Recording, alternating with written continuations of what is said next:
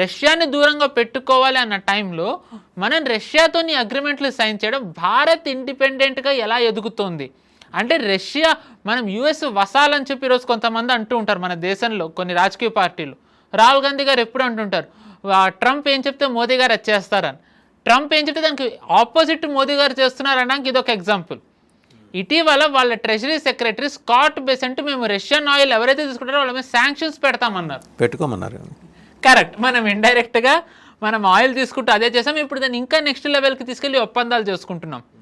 అలా అని చెప్పి మనం యుఎస్కి దూరంగా ఉంటున్నామంటే మనం యుఎస్కి దూరంగా లేం. ఇటీవల మన air force chief Amanpreet Singh గారు యుఎస్ వెళ్ళారు. అక్కడ వాళ్ళ F-15ని ఆయన నడపడం జరిగింది కో-పైలట్తోని.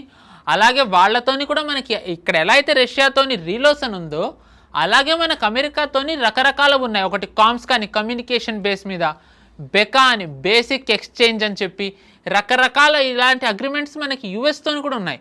మనం ఈరోజు యుఎస్తోని కూడా మిసైల్స్ తీసుకుంటున్నాం, వాళ్ళ గన్స్ వాడతాం. అలాగే వాళ్ళవి యాంటీ ట్యాంక్ గైడెడ్ మిసైల్స్ ఏవైతే ఉన్నాయో, ఎయిర్ డిఫెన్స్ సిస్టమ్ ఏవైతే ఉన్నాయో మనం వాళ్ళవి అవి వాడుతున్నాం. కరెక్ట్. S-400 రష్యాది.